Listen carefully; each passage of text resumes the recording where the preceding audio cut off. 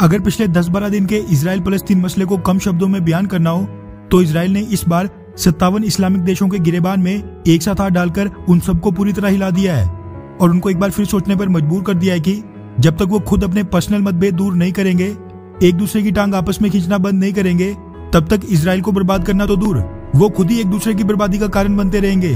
हालात ये हैं कि कहने को तो OIC यानी ऑर्गेनाइजेशन ऑफ इस्लामिक कोऑपरेशन 57 देशों का UN के बाद दुनिया का दूसरा सबसे बड़ा संगठन है, लेकिन एक इजराइल इनसे कंट्रोल नहीं हो पाता है।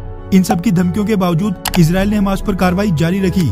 उसके अंडरग्राउंड मेट्रो टनल नेटवर्क से लेकर रॉकेट लॉन्चिंग पैड्स देखते ही देखते सब कुछ उड़ा दिए।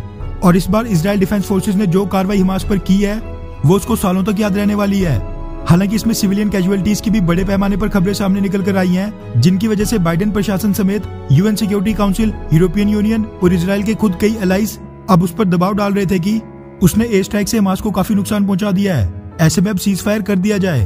अमेरिका की तरफ से तो दबाव इतना था कि अमेरिकन प्रेसिडेंट जो बाइडेन ने पिछले 10 दिन के अंदर अंदर इजरायली PM बेंजामिन नेतन्याहू को 4 बार फोन कॉल करके सीज फायर का आह्वान किया।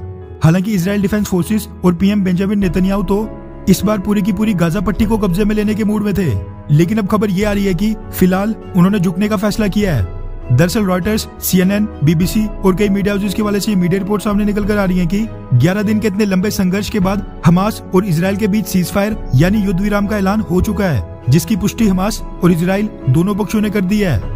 रिपोर्ट्स के मुताबिक अमेरिकन प्रेसिडेंट जो बाइडेन की पिछले कल की PM बेंजामिन नेतन्याहू को चौथी फोन कॉल के बाद नेतन्याहू ने अपनी सिक्योरिटी कैबिनेट की एक मीटिंग बुलाई थी, जिसमें सीज फायर के बारे में कोई निर्णय लेना था।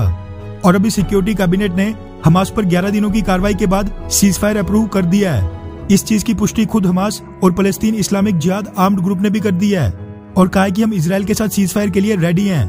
खैर, वो तो हमास अब इतने बड़े नुकसान के बाद राजी होगा ही, उसके पास रास्ता ही क्या बचा है। वहीं दोनों पक्षों के बीच हुआ ये सीज फायर एग्रीमेंट म्यूचुअल और अनकंडीशनल बताया जा रहा है, जिसकी टर्म एंड कंडीशन सामने नहीं आई है। मीडिएशंस की बात करें तो इजिप्ट, कतर और UN डेलीगेशन ने कई दौर की मीटिंग्स के बाद दोनों पक्षों के बीच एक म्यूचुअल सीज फायर करवाने में बहुत ही महत्वपूर्ण भूमिका निभाई है। वहीं आपको बता दूं कि पिछले कुछ दिनों में इजराइल की कार्रवाई के दौरान गाजा पट्टी पर 232 लोग मारे गए, जिनमें 65 बच्चे और 39 महिलाएं शामिल थी। इसी के साथ 1900 लोगों के घायल होने की भी खबरें आ रही थी। अब ये बच्चों और महिलाओं की कैजुअलिटीज के कारण ही इजराइल को इस सीज फायर के लिए मजबूर होना पड़ा, वरना इजरायली PM बेंजामिन नेतन्याहू तो हमास पर कार्रवाई रोकने का नाम ही नहीं ले रहे थे। अब ये तो शुरू से ही हमास की स्ट्रेटेजी रही है कि वो पब्लिक प्लेसेस पर अपने लॉन्चिंग पैड्स बनाता है, जहां पर आसपास कोई शॉपिंग मॉल, स्कूल या फिर कोई बड़ी बड़ी बिल्डिंग्स हो, ताकि सिविलियन कैजुअलिटीज के डर से इजराइल वहां पर एयर स्ट्राइक्स ना करे। वैसे अब तक की कार्रवाई को देखा जाए तो ये संघर्ष इजराइल के लिए बहुत ही बड़ी जीत है, जिसमें उसकी तरफ से मात्र 12 कैजुअलिटीज हुई, जबकि हमास की तो पूरी तरह कमर ही टूट गई है और बताया जा रहा है कि उसके 160 से ज्यादा आतंकी मारे गए हैं। खैर, बड़ी खबर यही निकल कर आ रही है कि इजराइल ने अब आखिरकार इंटरनेशनल दबाव में आकर हमास के साथ सीज फायर के लिए हामी भर दी है, वरना इजराइल डिफेंस फोर्सेस तो हमास को बख्शने के मूड में बिल्कुल नहीं थी।